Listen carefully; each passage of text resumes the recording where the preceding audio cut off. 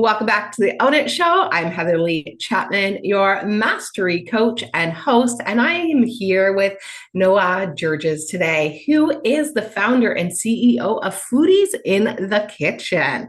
Today, we are talking about meal prep strategies for busy women, and it's not what you think. And I'm so excited to have her on the show today because I know as conscious entrepreneurs, busy women, whether you're CEOs, owning your own business, you are often the first thing on your chopping block, and we know that we can't pour from an empty cup. So it's so important for us to fuel ourselves mentally and physically. And one of the key things as a nutritionist, I believe, is your food, right? You are what you eat is the saying. And so I'm so excited to have you on the show today, Noha. Tell us more about yourself. Thank you so much, Heather, for having me. I'm so excited to be here. So, yes, my name is Noha. I am based in Montreal and I run Foodies in the Kitchen, which is a digital service-based business that caters to busy women who want to reprioritize themselves and eat better and cook more at home. And so, if we distill things out to a very basic level, the goal is really to help busy women reprioritize themselves. So just like you said, can't pour from an empty cup. And the first place that tends to go is food, right? It's the easiest thing to let go because we're swamped and we have 1,000 things to do every day. And the easiest thing to say is, oh, screw it, I won't eat, right? I'm not going to eat tonight, forget dinner. Or when I was in my undergrad, I remember I would come home and be like, I'm gonna eat onions for dinner. It was the weirdest thing. And so I would grill onions in the oven and that would be dinner because I couldn't deal, right? So not the most let's say nutritious approach. Mine was peanut butter toast Yes. and juice boxes. And Yeah. then I got really big, and it turns out it was the juice boxes because the amount of sugar that are in them, or it was pizza. And that also didn't get me to where I was going very well. So I know that the year I was most successful in university was in my third year. And I took a nutrition class and a positive psychology class. But that is the year I really made sure my food was my like a key priority. Meal prepping was non-negotiable, and it was one of the years that I thrived and was my most healthiest. And then fourth year was really hard, and so it was pizza and toast a lot, and that was not my highest performing year. And so it really, really, really impacts our performance level, and our fuel level and what we have available to show up for school or work or what have you. So I know like Yeah. firsthand, that needs to be a non-negotiable for us, right? It needs to be not the first thing that we drop. No, exactly. And there are actually a lot of scientific studies that look at the link between what you eat and your productivity levels and mental health sort of status and outcomes. So there is a direct link, time and time again. It's been shown that what you eat, sort of that output is directly related. So it is very important. I have this goal in mind to get everybody back in their kitchens. And initially, when I launched, I was like, this isn't just for women because it's not just women who cook. Everybody cooks. But the clients who come to me are always women. It's the women who want to, it seems like, who want the help and who are not uncomfortable to seek support because they want to eat better. They're tired of not feeling good and gaining weight and, the mental fog that comes with relying on takeout so much all the time. So the ultimate goal is to get people comfortable with less stress and overwhelm in the kitchen because it doesn't have to be so complicated. It can be. It doesn't need to be. Uh, Yeah, and I did HelloFresh for a long time and what have you. And as fun as it is, it was still complicated. Like I still felt like it was quite time consuming. It was all these amazing recipes and it was delicious. But we did it for like date nights for our niece and with my niece and nephew because it would be a whole extravaganza, right? And I would have just got one meal. there was no there were no leftovers, right? no. So as much as those are fantastic and they can speed things up and they give you options and they provide you with all the ingredients, it's still not the best way to get back in the kitchen, if we are looking and thinking like long term, like more than just one meal in the fridge for that 90 minutes it took. That systematic approach is not what those are. And I've used those boxes to test them out, Good Foods, HelloFresh, all of those. And they're great, but they're sort of like the my whole approach is, give a man to fish, he'll eat for a day, teach a man to fish, he'll eat for life, right? So that's the goal is that I don't want people to rely on me so much. I don't want them to have to keep coming in. I want to equip them and then be like, okay, fly, let's go. Because, once you learn the right strategies that fit you, everything changes. So, before I started all this, I had sort of two different lives that I lived. So I had a decade where I was studying genetics and molecular biology, and I focused on cancer genetics during my doctorate. And I gained a lot of weight. I gained 80 pounds because it was this constant level of stress that I was in, and food was the last thing on my priority list, right? So, very cliche, like so many people out there, I just deprioritize myself. I'm like, forget the working out, forget the food, forget whatever. I need to be in the lab 24/7, or I need to be thinking about being in the lab 24/7 and feeling guilty that I'm not in the lab. In the lab 24/7. Yeah. Yeah. And so at some point, I remember after gaining all that weight, I did not feel good. For sure, productivity was low, everything was low. I hired a personal trainer. I went in for my sort of like a test thing, like an assessment, let's say. And after she did everything, she looked at me and she said, You're gonna die. She said, If you don't change something, you're going to die. And she was like, Your resting heart rate is 100 beats per minute Mhm. without doing anything. And so she's like, you got to fix that. So that was sort of when I was like, oh, okay, we got to take this seriously. I got to eat better. And so I started to like dabble in meal prep. And so after, I started to like learn everything there was and look at what the gym bros were doing. And I was like, I'm just going to do what they're doing. And so I started that journey of meal prep there. And then I was like, hey, done with the PhD, done with genetics. I don't think I'm going to save the world. I'm going to shift. So I moved into sort of like corporate life. And then I was on the administrative side of like research, innovation, development, all of that, which was fun. So program management, business development, very long hours. And so I was refining this meal prep approach where I was like, what works for the gym bros is not working for me, right? Because I'm eating things I don't want to eat. I'm, making recipes that taste horrible. I'm using recipes that take forever, and I'm spending 12 hours every Sunday cooking. I don't want to do that. I Yeah. don't, right? So then I sort of realized along the way that like, okay, this is not working. This is not, either the gym bro thing was not working, like following other people's plans was not working. And then as I went through that sort of decade of corporate life, I was like, this is not working either. So, you know, my soul is not fulfilled here. But I kept refining the meal prep piece. And I was like, wait a second, if we just maybe make recipes we like, and if we choose recipes that are easier and that take less time, and if we learn certain strategies, maybe I can get this in order and then Hmm. I could focus on what to do next. And so I had spent like a good 13, 14 years at the time refining meal prep and getting to a point where that was on autopilot. And I had, gotten it to a point where I was only cooking 3 hours every Sunday for the whole week while working those 16, 17-hour days. So all of a sudden I was well fueled, so I could be super productive. And Hmm. then came the like typical millennial, I would say like career, what do you call it? Sort of like earthquake, where I was like, I don't want to do this anymore. My soul is dying.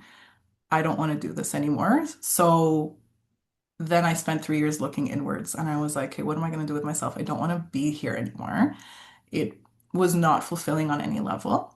And so I worked with career coaches, did all the things to figure out what the next step was going to be, knowing in the back of my mind that it was going to be food. And I was just like, how am I going to explain this to everybody? How am I going to say PhD in genetics, worked my way up the ladder as far as I wanted to go in the corporate world.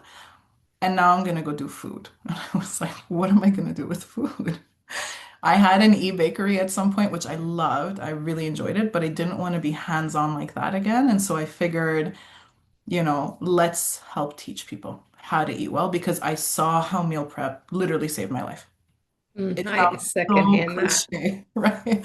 It sounds so weird and lame and cliche, but literally saved my life. And I'm like, Mm. well, this is where we're gonna focus. So today, I'm 14 months into Foodies in the Kitchen. I left my corporate job 14 months ago, and we're in the building phase of really helping women feel at ease.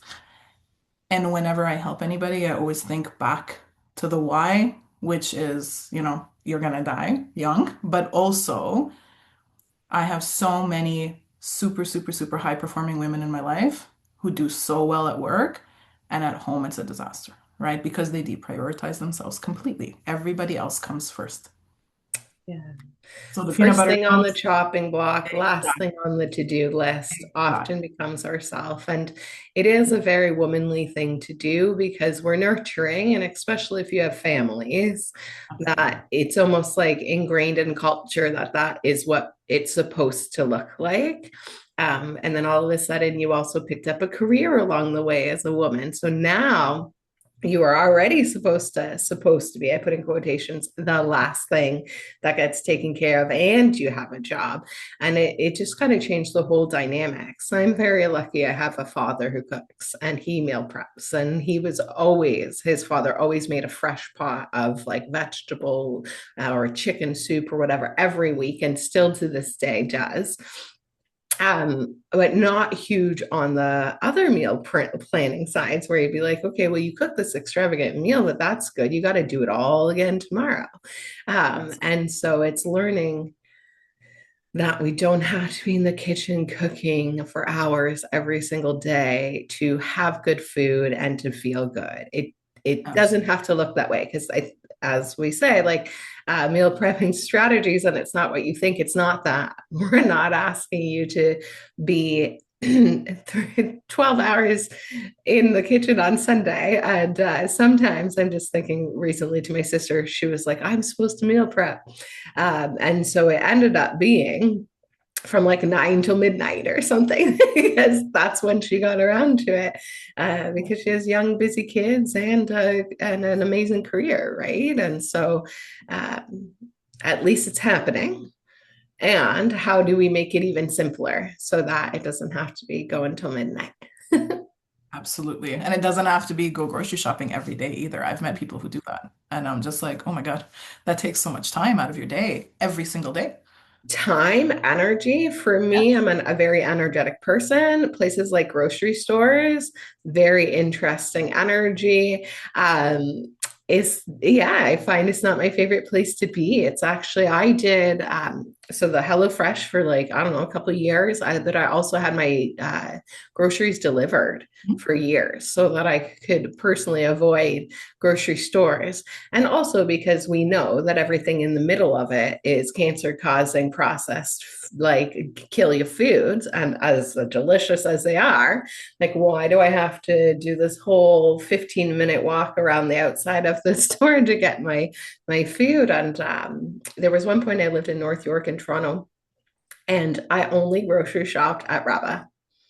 It was the Okay. end of my street. And so it was like spinach, green beans, tofu. I could buy a whole chicken there. I could get fresh made salads from the deli. And then there was the Whole Foods, and I would pick up some like stuff from there. But basically, like it was like yams, because yams, spinach, green beans. And that then this is what happens. You're going to be in the same thing every meal. So also how do we not do that, right? So tell us, how do we not eat the same thing for every meal, or spend 12 hours in the kitchen, or starve, or get unhealthy eating all the processed fast food? How do Yeah. we thrive in our lives in all the areas by choosing to food prep with strategies? So tell us why and how. Yeah, absolutely. So I think you mentioned this, and I'm just going to say it before I jump into that, is like a focus on whole foods, I think is very important and is something that a lot of us have stopped necessarily looking at with a critical eye because there's no time, it's not as convenient, right? There's all of the reasons why. But as long as you focus on whole foods, I think there will be a boost that you will see and you will notice without even putting that much effort into it. So we'll just start with that, right? That term. Yeah. Keep that in mind always. And before maybe jumping into any tips, I do want to redefine what meal prep is because I think that, if and whoever's listening here might be hearing meal prep and saying like, "Oh no, I don't do that. I don't want to eat steamed rice, boiled chicken, and broccoli every day. It's not my thing." And when people say that to me, I'm like, "Cool, me neither. I don't want to eat that." That's what the gym bros taught us to do. And like all respect to them, that's fine. That works for some people. but that's not what meal prep is. I think it's a very traditional idea of what that term is. So if I can take a few minutes to Yeah, and explain. first I also just wanted to add into that too. You just had me think. Also, I remember wanting to avoid meal prep because I thought it was so gym bro, where I'm like, I have to measure things out and count my macros and what have you. And it seemed way too complicated in my mind, that you would just eat what's available. So yeah, That's it. tell us, redefine Yeah. it for us. The obstacles are that the I don't want to eat the same thing every day, or the I don't want chicken, broccoli, boring things, right? None of us Yeah. want any of that. So Plain Jane foods, not for yeah, me. bland, not exciting, and food is joy, so like you should be enjoying your food, right? Yeah. So meal prep. To me, it's an umbrella term. Okay. It's not this traditional view. It's an umbrella term for anything that you're going to do that's going to make the life of future you easier. So it could include preparing the same meal to eat every single day if that's your jam. Some people, it's okay. For my husband and I, we're okay doing that because I'll make something super delicious that we're so excited to eat. And so every day we look forward to it because we're like, yes, I get to eat this again. Right. But for some other meals, we're like, no, we don't want to eat the same thing every day. So there, component prepping makes more sense. So component prep is when you just prepare your ingredients separately and then you Tetris them into different meals throughout the week. So you're prepping once, but assembling like Legos, different meals throughout the week. And so that's perfect for people who want to prep but don't want to eat the same thing every day. So let's say, you roast a chicken, you make a chuck roast in the oven, you cook two veggies and two carbs, and throughout the week you have soups, you have salads, you have sandwiches, quesadillas, whatever, all with those pieces combined. So we have component prep. We have batch prep for the people who are going to say, well, I feel like making this massive thing of soup. I don't want to eat it every day. So I'm going to portion two portions out and the rest go in the freezer for when future me doesn't feel like cooking on a Sunday, right? So you're extra future proofing yourself. Yeah. If you're a snacker, maybe you snack prep. So maybe instead of going to the vending machines and all that, you decide, you know what, I'm going to portion out my nuts. I'm going to make sure I have little things of yogurt. I'm going to have granola, whatever you like to snack on. You prep that ahead. So it's easy to grab and go. Yeah. You can breakfast prep if that's where you tend to fall the most, right? So you don't want to buy the 1,000 calorie muffin from the bakery. You make Oh your my God. Yes, I know. All the breakfast foods, if you go out anywhere, Tim Hortons, Starbucks, went to Starbucks yesterday and they were getting food. They're like, what about you? I was like, none of that. own. Right? So Good for for sometimes you. it's that's it. It's the calories sometimes, and sometimes it's like, well, what did they put in there? Because like I don't know what you've put in your food, so I want Well, to control what I eat. There's they that. all have dairy. As Oh we yeah, were speaking that's true. earlier, I don't do well with dairy. And so then they all have dairy. So if I want to eat it, even the eggs, this is like banging my head. I'm like, what do you do? Not an egg is an egg, it is a Yeah. whole food. You don't have to add anything else to it. Please, can you just make an egg? Yeah. Right? Like instead, it's like a whipped egg with butter and milk and anyhow. So yeah, breakfast is something super important for us to have. And what we're getting out in the real world is thousands of calories for breakfast. And I have to just interject here because it is the best marketing I've ever seen. Starbucks and Tim Hortons here, but specifically like Starbucks. So we have a high school just down the road. And I Mhm. know at these times of days when it's lunches, these kids, my sister just told me because she was there, they Uber over. So they Uber from the high school over to the Starbucks and they've already like pre-ordered their like 1,500 calorie diabetes drink, and eating all these foods. And they all have money on these cards. If you look into Starbucks, their actually best business model is their $1 billion that everybody has on their Starbucks loyalty prepaid cards. But yeah, it is a really sad thing to see because it is a lot of the food is closer, I would say, to Whole Foods. And if you're going to McDonald's, for sure, it's a nice tomato basil sandwich or what have you, with cheese. Sad face. I can't have it.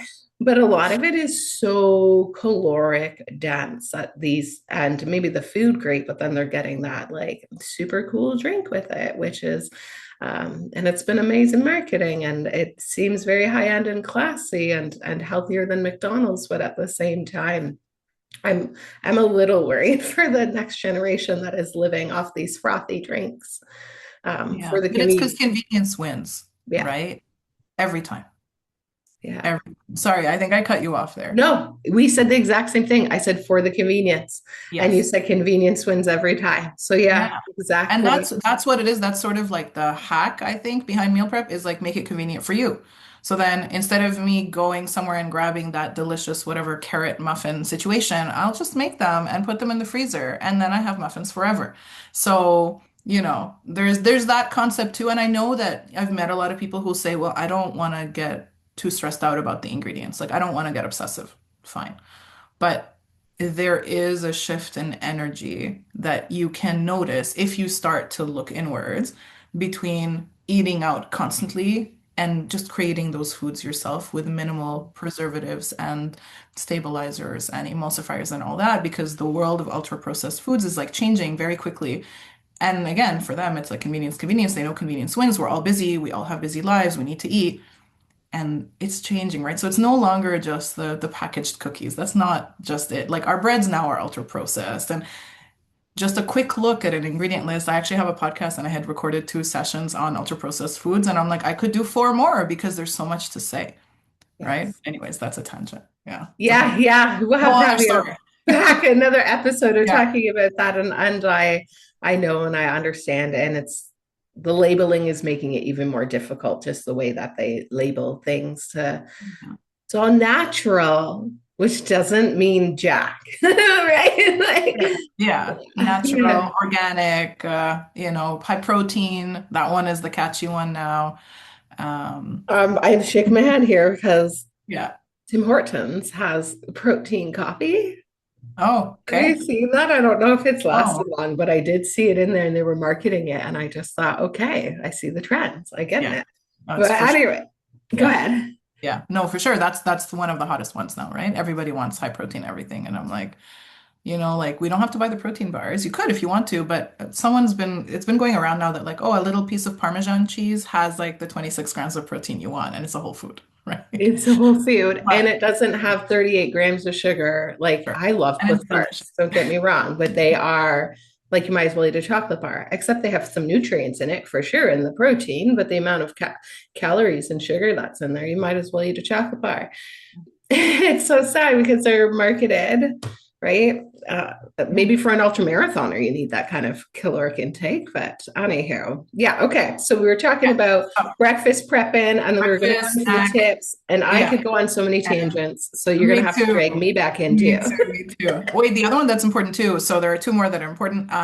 Produce prep. So for the people who always end up throwing out their very well-intentioned purchases of fruits and veggies, and they're like, this week I'm going to eat all the fruits and veggies. So Guilty. I found over time that like, you know what? If I just take a few minutes on a Sunday to prep those, so I'll wash them, I'll cut them, I'll do whatever I need to do. Just prepare them so they're Mhm. faster to eat. I will eat them all. So Yep. even to the level of like slicing up my lettuce and putting it in a bag and pushing all the air out and knowing that it'll live for 4 days. So I'm like, I have 4 days to eat this. It's always gone. But when I buy the lettuce and don't touch it, I'm like, oh, it's been a week. I should really eat that. Now we're just going to compost Right? it. So like produce prep makes a huge difference. Doesn't take a lot of time, makes a huge difference. And then Mhm. for people with a sweet tooth, dessert prep. So like this all falls under meal prep because when that sweet tooth hits at 8 p.m. on like a Thursday where you've had back-to-back meetings all day, you could go grab a pint of ice cream or you could open your freezer and pull out cookies and chocolate, whatever it is you've made. And it's there and it's made with whole ingredients. And yes, there will be sugar maybe, but that's okay.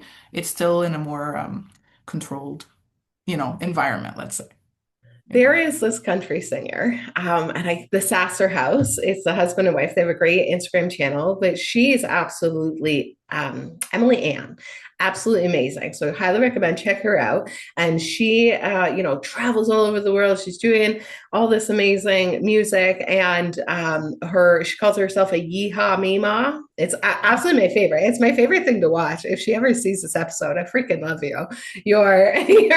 All your content is amazing. Um, and she's all about that freezing, meal prepping. They decided they're going to have their own homestead. So they grow everything, they freeze dry it, they dehydrate it. And so if she wants to make a quick meal, everything is coming from the garden and it's all been prepped and it's all stored. And so she does, I thought of her because you said cookies. So when she wants her one chocolate chip cookie, she has her homemade cookies in the freezer and she could just take a few out and cook them. And most of us don't live like that at all, right? You would be eating all the fast food on the road. But yeah, it's rediscovering and relearning for a lot of generations where food comes from, how to Yes. grow it. Because I think what you're teaching is amazing for performance. But if we actually all pause to thought, like, wait, what if the grocery store was closed for a few days? Like, what would you do? Do you know how Mm. to cook? Or if the restaurants were closed, like, right? So Yeah. it's a freaking life skill is what I'm trying to say, and it's not just for busy women. It's actually for everybody. It is a life skill we all need to return to. Whole foods, learning how to cook, learning where food comes from, learning how to grow it. You don't have to do it, but yeah, it'd be great to know, right? Yeah, just educate, right? Because like the reality is most of us can't grow, right? Like let's say I live in a condo, I can't grow anything. I could grow basil and mint and like some herbs, right? And my green onions. So I don't know, sidebar, if anyone here buys green onions, you can regrow them. So you just use what you want, put the rest in a cup with water, and suddenly in a week you have new green onions. So that stuff you can do. Um, Yeah. but we don't all have the luxury of being able to do Have a everything homestead. for Yeah. sure, even if we'd love to, but it's still There, knowing where your food comes from is super important. Absolutely. And there's the tower gardens, and I've put it on my list many times to get one, and maybe I will get one this year. Because then, condo or not, you could grow lettuce. I mean, you're not going to have a whole homestead with potatoes and all the things, but yeah, there's ways for us to do it. But yeah, it's learning that food can reproduce food, and you can take the seeds from the last one and use it Yeah. for next year or for the next thing. Yeah. We even do it with all of our plants. If something breaks off, it goes into water, it grows its own roots, and now I have 20 spider plants. If anybody wants one, I have extra. Okay, did Yeah. we miss one? So we just do that really quickly again. So we've got Meal prep, batch prep, meal prep, batch prep, component prep, snack prep, breakfast prep, produce prep, and dessert prep. So seven. okay. Okay. So seven types of prep that fall under meal prep. And so the take-home message here is that it's not just what the gym bros have told us it is, and that you have to choose the ones that work for you. And that is the only way you will succeed. Because a lot of people will say, I tried to meal prep, I failed, I'm out.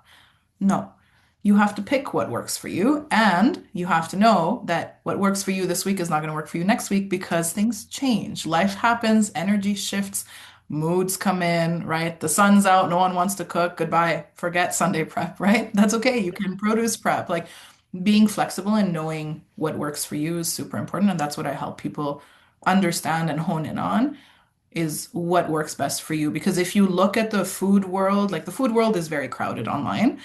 And if you look at people who specialize in meal prep, a lot of what they sell are very cookie cutter plans, right? So it's like, here, this is what worked for me. It's going to work for you. But as a scientist, I know that one size does not fit all. And if we can have personalized medicine, and that's the direction medicine is going anyways, it's because, if I take an antihistamine and it works some way for me, it's not necessarily going to work the same way for you because our genetics are different and all of that. Then why should we expect that the way we eat has to be the same? It's not, Yeah, right? Different exactly. cultures, different backgrounds, different expectations, different love for food. Some people might be obsessed with eating. Some people I know say, I eat to survive. And to them, I say, all the best. Like, I wish I The could be saying like that. I love eating. So, the saying is eat to live, don't live to eat. yeah, I used to remind myself of that. yeah, And it is also so culturally, like we all just said Easter here. So, I mean, everybody was together and they would gather around food. And so we were really busy. We would normally cook. And so we were going to order pizza and all the things. And I was like, Whole Foods, guys, Whole Foods. It's like, where do we get some Whole Foods? I was like, Swiss Chalet. That's how we're going to make it quick and easy for Easter. But it is how a lot of culturally we gather, right? It's not just a survival thing, it's part of our culture and how we all hang out and socialize. And it's usually around food. Yeah, I love that you said that because I don't actually think you know the title of my podcast, but it fits exactly that. And the title is It's Never Just Food because it's never just food, right? It's culture and it's expectation and trends and history and science and all of those things that will dictate the experience of eating, right? So it's Yeah. not just the fuel piece or the biology piece. Yes, yeah, it's more to Yeah, it. Yeah. yeah, And that's our family loves, Europeans love to get together and eat. So yeah, it's what we it's do, fun. Why not? right? Yeah, Okay, so let's dive into the tips. yeah. Tip number one, redefining. Oh, we did that. We talked about that. So get Recipe Manager app. Tell us about that and a good one that you like to use. Yeah, so when I started my cooking journey, say 17 years ago, I did what I think a lot of people do now, which is I saved recipes everywhere I could save a recipe. So in my browser, on social media, in a folder on my computer called Good Recipes in Word documents, screenshots.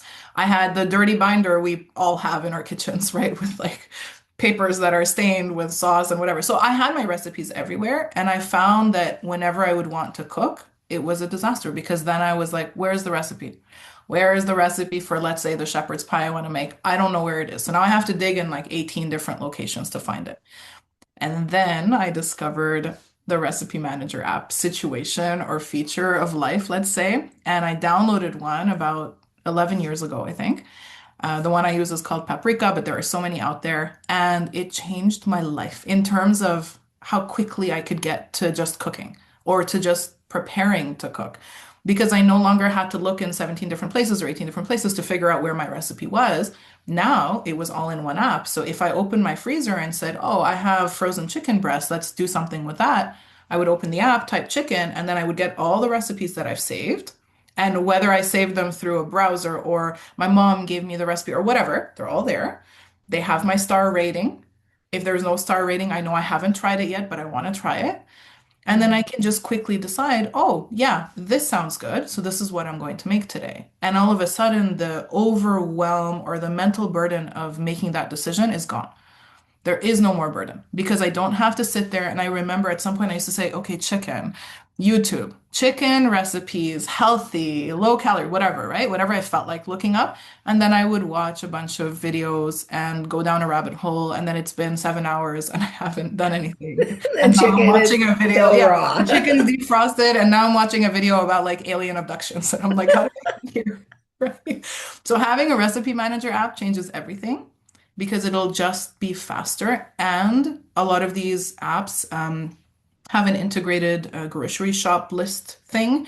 So, Mhm. what you could do if you were planning to cook for the week is say, okay, here are the four recipes I'm going to make. Add to grocery list, add. It adds everything there. You then look at the list, check off everything you already have at home, take that list with you to the grocery store. And so now you don't have to walk in the middle aisles and get, the oohs and the ahs of this looks good, this is on sale, da da da. No, I'm buying only these things because I know this is what I'm going to cook, and that's it. So you save money, you save time, you save mental sanity in a way. Yeah, mental sanity, I want to say there for sure, because often you'll be like, oh, that looked good. This tastes good. You come home and you've got all these things, but none of them actually like make a meal.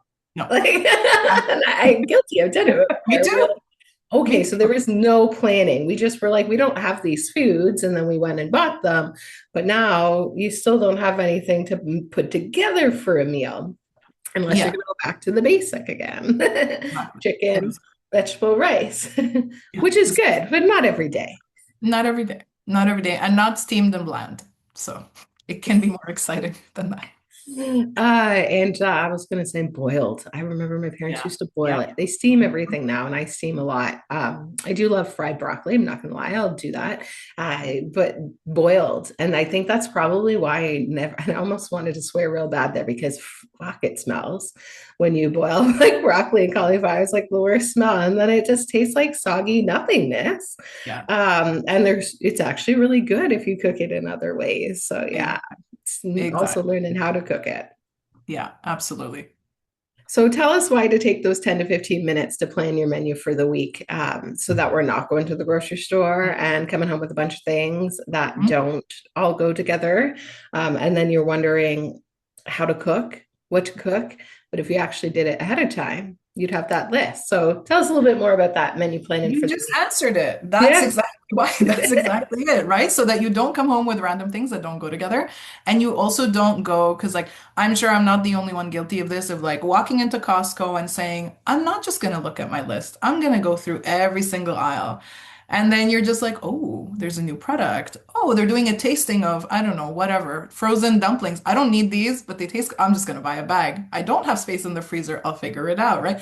And then all of a sudden you're spending $300 on things you didn't need, and what you needed was like maybe $150, right? So Yes, it's that's true the, too. yeah, it's the concept of like taking that recipe manager app or like going into your fridge every Sunday. So for me, I prep on Sundays. People don't have to prep on Sundays. You prep on the day that fits your life, right? But for me, it works.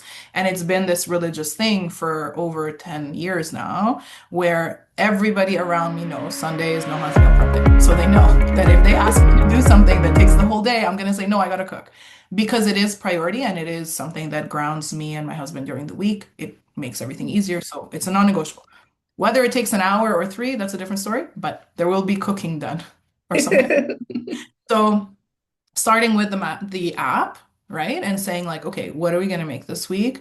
Basing it on, for me at least, what's already in the freezer, because then that decreases waste and it opens up space in your freezer for other things, is the best way to just make sure that that overwhelm is down, budget is decent, and that you're eating things that you're excited to eat without all the random things that you're never going to use. So I personally will figure out the protein. So I build everything around the proteins. So I figure out what protein I have in the fridge or freezer. If I don't have protein, then I'll just, it's a free for all through my app. And I'll be like, what do we feel like this week? Quickly, 10 minutes, choose the recipes, make that list, go to the store, come back, stick to the list. That is the most important. Stick to Stick to the list. Now it's going to the require list. willpower when you go to the Yeah. store. And they Yeah. get you, they really do, because they have those things at the end of each aisle, right? And it's like the Yeah. sales. And Yeah. it was funny because I had just seen a reel about how bad goldfish were for you. You know, Mm. the not, Mhm. you know what I Mhm. mean? The food or whatever. And then I walked in, it was this Cracker. big board and everything and a whole wall of goldfish. And I thought, I wonder how many goldfish they sell, because you're going to go in and people will buy those, right? I'm going to add to that also. She said, make sure you use the manager app or you use some kind of recipe planning and set yourself up for the week based on what's already in your fridge and what you already have. And go to the store with a plan so that you aren't coming home with a gazillion other things that was great marketing and those sale um, I don't know what they call them at the end of the aisle, but they'll get you, right? So Temptations. presentations, that's exactly what Temptations. they're. No, temptations, right? They're all the Temptation. temptations that are, you're just like, I know I shouldn't, but at 2 for 1, I'll make use of it. Right. Yeah, and so that is all that stuff there also is not the whole food, healthy food, right?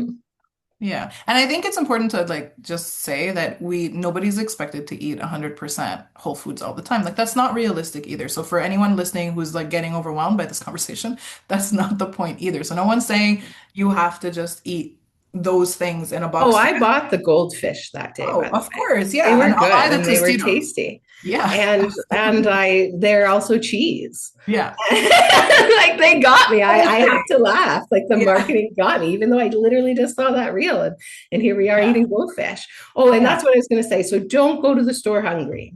That was That, going to oh be my my God. point of that, because that's why the Absolutely. goldfish went in the cart. Yeah, exactly. Do not go hungry, stick to your list. And then I think always remember it's an 80-20 rule-ish, Yeah. right? 70-30, 80-20. So like eat the whole foods most of the time and then enjoy the fun foods the other times and go to restaurants and enjoy all of that because that's life. Like Yeah. you don't have to be Yeah. invested here.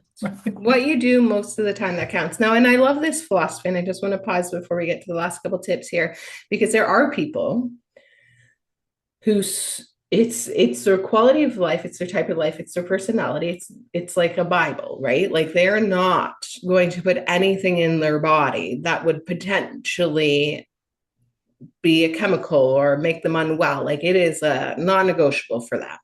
Yeah. We're saying here, that for us food is also part of culture and a lifestyle, and it's a fun thing, and it's what we do most of the time that counts. So that 80-20 rule, I 100% believe in that myself.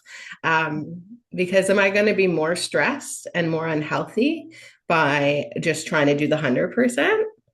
Right. I still remember in nutrition school, there was a study done on these twins. It's 333, Noah. uh, Perfect. Yeah. there is a study done on the twins, and one ate McDonald's, drank, smoked, did all the things. The other one was like an ultra marathoner. But this guy was always stressing out, ate super clean, whole foods, did all the thing. And who lived longer? The guy who was relaxed, chill. He ate the fast food, he smoked, he drank, he did all the things. But it was also the stress. That is one of the biggest factors to health and contributors to um, being unhealthy or passing early. It's stress. So it's not just the food, and this is also scientifically proven that it's not just the food that you eat, it's the energy you eat it in.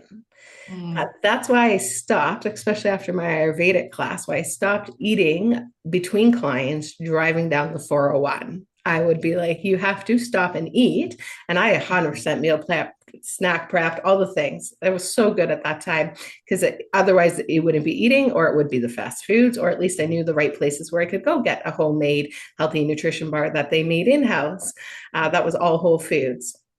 But anyways, it's making sure that you're pausing to think for yourselves what is going to work for you, right? Yeah. And remember that if you're going to stress out about it, that's not helping you. So the whole point that Noha wants for you guys is that there's other ways to do it, and do it in the way that's best for you. And we want to make it convenient for you, so that we're not choosing the convenience of the goldfish or the other things, right? Yeah, that's it. And I've had people say to me, I don't have time to roast my own chicken. I don't have time. So grab a roasted chicken. That's okay. Like there's nothing wrong with that. I also used to be vegan. Yeah. So I have a little bit of a hard time cooking meat. And if Yeah. I do, it ends up like rubber because I just cook it until it's like dried Uh, out, because then I think, okay, now it's safe to eat. And I'm started to use a thermometer. So I'm working on that. But I made like 2 batches of fish and it all went in the composter because I overcooked it. So I am the person who does go and buy the already cooked proteins. Perfect. And it works for me. And then I air fry my tofu, which I love, air fried tofu. So it's, Yeah. yeah, you got to also work within what works for you. I'm not food poisoning myself or eating dried out chicken all the time. No, exactly, right? So if it works for you to make everything from scratch, do it. If you need to go buy the prepared proteins from a place that you trust, do it, right? There's nothing wrong here. It's Yeah. just being more aware of what works for you, what makes you feel good. I think that's an important thing. A lot of us have disconnected from what feels good because we're so go, go, go and stressed out all the time and all the things, but like just what feels good when you're eating it and after you eat it. That's Yeah. important too, but those are different episodes. And yeah, I was going to say eating the food with gratitude, Sure. right? Regardless, where did the animal come from? Being grateful to have it. That's why we have blessed meats that certain people only eat, because it's the energy that goes into the cooking and the making and I don't want to say slaughtering, but slaughtering of it. And I'm grateful. I'm so grateful that that we have that available to us. But yeah, it's the energy and the gratitude that goes into it. Yeah. My grandfather was rationed on a piece of bread the size of my finger for a long time during World War II. And so when he would eat, it was silence and it was gratitude. And he was so present with every single bite that went in his mouth. It's a different kind of energy where we live in this world of like fast food, convenience, abundance. It's everywhere. And we've almost forgot the gratitude that goes along, that can go along with the eating healthy and just being grateful that we have it available to us. Yeah, absolutely. Yeah, I agree. Totally. Okay, so last 2 tips: shop at home before you shop at the We store. covered that. Yeah. Yeah, we talked about that, and then learn how to pipeline in the kitchen. So this I did the other day, and I thought of you while I was cooking, and I almost didn't do it. So tell us what that looks like. So for anyone who's like worked in, let's say, the professional world, we have to multitask all the time, right? All the time. Project management, skills that come in that you apply at work, you can also apply them in the kitchen because they're going to save you so much time. So, a quick example, let's say you're making rice, roasted potatoes, the roasted chicken, a chuck roast, and roasted Brussels sprouts or something like that. I'm so ignorant. What is a chuck roast? This is the Oh, old vegan. it's a cut of beef. It's a cut of Okay. beef. Then you roast it. It's like a roast. It's a Okay. like a pot roast, but Yeah. it comes from the shoulder, so it's very there's a lot of collagen and stuff. So when you cook it for a long time, it becomes really like ooey gooey, stringy, just delicious. So Got it. Okay. Like pulled they- pork, but beef. exactly. It can end up there depending on how long you cook it. Yeah. Cool. Okay. So, two proteins, carb sources, veggie sources, you got to make all that. It could easily take 12 hours. Easy. But if you take a few minutes to pipeline and to basically say, where can I multitask? So instead of putting the rice on and then maybe wandering off and like watching something on Netflix and then coming back and then saying, oh yeah, I should cut the Brussels sprouts. Okay, let me cut the Brussels and then put them in and then say, oh yeah, I got to cut the potatoes. So now the sprouts are in for 20 minutes and now you're cutting the potatoes. So you're putting them into the same oven where you could have put them together. You put them in after, so that's another 20, 30 minutes. And then you're like, oh crap, I have to do the chicken. So now the chicken is going in for an hour. And now the chuck roast needs to cook for like 3 to 8 hours, depending on how you're cooking it. You could have started up there, but you're starting Yes. here. And now it's a 12-hour day and you're hating meal prep and you're saying, I'm never going to do it again. And so instead, you preheat the oven. You put your chicken in because you know it's going to take an hour. Maybe you thought about it the day before and you put the chuck roast in your slow cooker so it cooked all night, right? Because it's 8 hours, low and slow, delicious. So now in the morning it's done. And if you didn't, that's okay. You started then. So you put the roast in knowing it's going to be 8 hours where you don't have to touch it. You just leave it. The chicken is in. You cut up all your vegetables, knowing that the vegetables are going to cook at the same temperature. They go in as well. And they only need 20 minutes. Your chicken needs an hour and 15. So chicken's been cooking for a while. You cut all that up, you put it in, your rice is on, and you're done. You're done. So you're done in like 2 hours as you're And I waiting. would throw some yams in the air fryer Sure, on right? top So of the that. idea, Yeah. exactly, the idea is just to stack tasks on top of each other so that you shorten your time in the kitchen. So when I first started meal prepping, it was taking 12 hours because I wasn't. I was doing one thing at a time and then washing the dishes and then figuring out what I had to do next. And do I have all the ingredients for everything? No. You just plan it early, project management style, right? And you're just like, okay, what's gonna go where? How do we Tetris this so that I spend the least time possible in the kitchen and just get out of there with everything ready? Yeah. Yeah, I Yeah. love it. And that's when I was cooking the other day, I was like, I started with the salad and I was like, well, that's really silly. You could be boiling the rice, like you could boil the water for the rice. The oven should already be on, and your yams are going to take the longest. So you could put them in the air fryer right now. And while that's all cooking, now you can make your salad. And Exactly. so, yeah, I thought of you the other day and I was like, you're doing it arse backwards. So let's do it the other way around. And it was really helpful. And then we had yams and rice and salad and vegetables and proteins.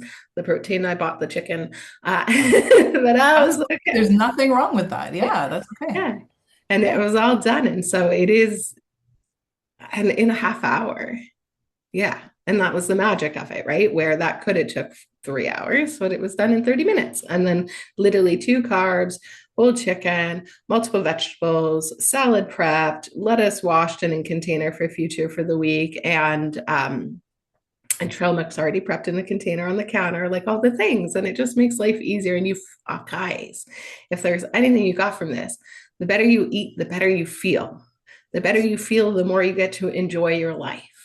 And your body is breaking down that food to make you this meat suit that we wear. So do your best. It's what we do the most of the time that counts. So do your best. And it is possible. It doesn't have to be crazy. It doesn't have to be complicated. It can be convenient. It could even be fun. Right? Could even imagine that. You could play your favorite show, listen to music, Yeah. dance. I actually, for me, cooking is a form of meditation. It's a peaceful time. It's where I just get to be present, maybe process some thoughts, and where I'm just cooking. It's like it's one of my most peaceful times, and I love it. Same, And same. and As it's an entrepreneur, I'm always like thinking of how I can make things better. What should I do? What's the next launch? Who should I contact? Da da da da. Right? The brain is always braining. And when I cook, I'm like, nope, this is me time. We're gonna put a podcast in of some weird thing, conspiracy theories, I don't know, ghost stories, whatever. Something completely removed from the day to day, because then Mhm. that's my time to just do my thing, follow the instructions. I don't even have to think. Once I pipeline and I do all that in advance, I just follow the protocol, and we're done. And very zen. And it can be fun. It can be Yes. fun. And zen. I like that. Meal prepping could Yeah. even be zen. Yeah. I have a friend who'll meal prep while she has a glass of wine, and I'm like, I can't do that because I can't stop at a glass. So, Yeah, I do love to do that actually. It's one of I love to have a drink and just cook and relax, and then I get this beautiful meal after. And I totally get that. A lot of times you're like, okay, that one glass was beautiful, but now we want to go more. But again, what we do most of the time that counts. But yeah, make it fun. It doesn't have to be this stressful thing. And remember, gratitude over stress is so important when we're going for those foods. Now, you have a gift for us for today, a 7-day no BS prep plan. Tell us why they should grab that. yeah, so this is designed for anybody who's overwhelmed by the concept of having to prep and having to think about it. And it's a component prep plan. So it's not of all the 7 types I mentioned, this is a component prep plan. And it is, in a sense, if you remember earlier, I said I don't like the cookie cutter approach. I don't, but it is a way to guide you. So it is a menu for 7 days that sort of teaches you how to component prep. So how do you set it up? What ingredients do you need to buy? And what meals can you make out of it? So it has the ingredient list, it has the food list that you can make using those ingredients, and it has a bit of the pipelining already embedded in there for you to just get your feet wet and have you learn about component prepping in a quick way. Component prepping in a quick way so you can enjoy a delicious meal that you got to make, which is amazing. So go The ahead and whole week. grab. It's 7 days of food, so it's the whole week. Yeah. Yeah, so you get the whole week. So go ahead and grab that. We have that link below available to you. And of course, if you want to know more or work with her, we've got all the links there. You're going to check out Foodies in the Kitchen on the socials, reach out to Noha. We have this amazing episode for you, but she's got her own podcast. And tell us where they can check out your podcast. Yeah, so it's everywhere you can get a podcast. So it's on Spotify, Apple Music, all the places. It's called It's Never Just Food, and I have an Instagram account specifically for that. All the links are there. So, I yes, happy. love it. So check out Never Just Food podcast. Absolutely so pumped for you. Congrats on the launch of that. Love it. And you have some book recommendations to wrap us I up with. do. Tell us what they are and why. Yeah, so I have 2 for you today. One is on the fiction side for those of you who want something a little bit more fun. The Third Twin by Ken Follett is one of my favorite books that I've ever read. I think I first picked it up when I was a teenager and I've read it 1,000 times since. It's a bit of like a med genetics thriller situation, and you have no idea where it's going to go, and the ending is beautiful. So there's that one if you're looking for something light.